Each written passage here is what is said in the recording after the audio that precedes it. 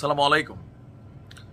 যারা বিএনপির রাজনীতি করেন না, মানে এনটি বিএনপি যে রাজনৈতিক দলগুলো আছে, এর মাঝখানে জামাত ইসলাম, ভিপি নুরের গণ অধিকার পরিষদ, বৈষম্য বিরোধী ছাত্র আন্দোলন, আর আওয়ামী লীগ তো মাঠে নাই, চরমোনাই, হেফাজতে ইসলাম, ইসলামী আন্দোলন বাংলাদেশ, তাদের প্রত্যেকের বক্তব্যের একটা মোটা কথা হচ্ছে বিএনপির মাথা আউলাই গেছে ক্ষমতা গ্রহণের জন্য।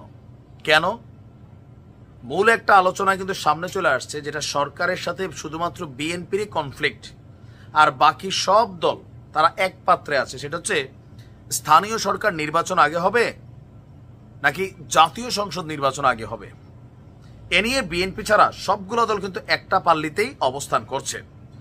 বাট বিএনপি যেহেতু একটা বড় দল, শক্তিশালী দল, সো তাদের পাল্লিটা বিপরীতে সবার পাল্লিটা আসলে কোন দিকে ভারী হবে সেটা এখন বোঝার বিষয়। অলরেডি ডক্টর মোহাম্মদ ইউনূস একজন কি বলা হয় যে আপনার অক্ষম সরকার প্রধান হিসাবে দেখছে বিএনপি। আজকে বিএনপির স্থায়ী কমিটির সদস্যরা বেশ কিছু বক্তব্য দিয়েছেন, যেগুলো নিয়ে পাল্টা কাউন্টার হচ্ছে। জাতীয় নাগরিক কমিটির একজন মুখপাত্র সামান্তা শারমিন তিনি বলছিলেন 15 বছর যাবৎ যে ক্ষুধা জৈমা আছে, সেই ক্ষুধা নিবারণের জন্য অলরেডি পাগল হয়ে গেছে বিএনপি।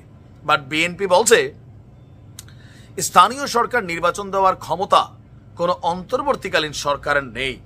একটা চ্যালেঞ্জ ছড়ে দিয়েছেন কিন্তু এই সরকারের ক্ষমতা শেখ হাসিনার পালানোর পর থেকে নির্বাচন পর্যন্ত বাংলাদেশকে একটি সুষ্ঠু নির্বাচনের দিকে আপনার ধাবিত করতে হলে নির্বাচিত সরকারের হাতে ক্ষমতা হস্তান্তর করতে হবে। এর বাইরে সরকারের আর কিছু করার ক্ষমতা নেই। এখন আমির খসরু সাহেব জন এই কথা বলছেন, নিশ্চয়ই সংবিধান এবং রীতিনীতি মেনেই তিনি এই তথ্যটা জনগণের সামনে দিয়েছেন। অপরদিকে আমরা দেখছি যে বিএনপির আরও একজন অগ্নি নেত্রী, ওনার নাম হচ্ছে সেলিমা রহমান, খুবই প্রভাবশালী একজন নেত্রী, তিনি আবার খুবই গরম বক্তব্য দিয়েছেন।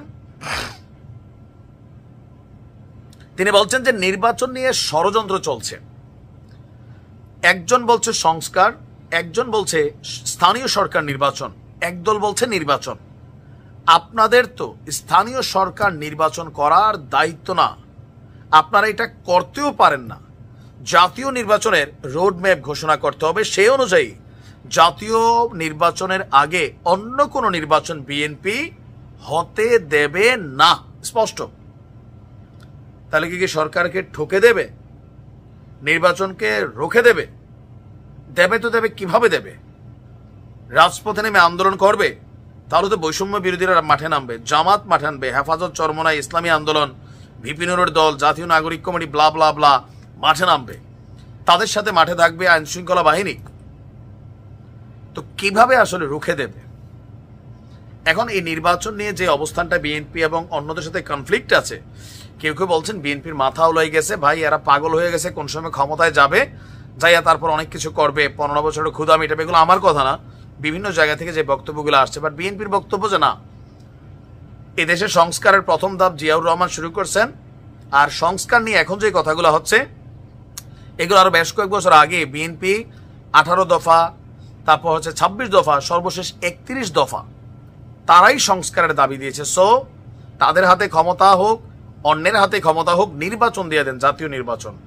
যারাই পাশ করবে তারা এসা আপনারা যেখান পর্যন্ত সংস্কার করছেন এরপরে সংস্কার করবেন। আর আপনারা কি সংস্কার করতেছেন? মানুষের পেটে ভাত নাই, আইন শৃঙ্খলা পরিস্থিতির মানে হিসাব নিকাশ নাই, আসলে আপনারা করতেছেন কি? সুতরাং এগুলা সংস্কারের নাম দিয়ে ক্ষমতায় টিকে থাকার চিন্তা ভাবনা বাদ দিয়া সংস্কারের নামে একটা কিংস পার্টি বানানোর জন্য সব আয়োজন বাদ দিয়া আপনারা নির্বাচনটা দেন। আসলে মানে সবকিছু একটা অদ্ভুত পরিস্থিতি তৈরি হচ্ছে। কি হয় জানি না। ভালো থাকবেন।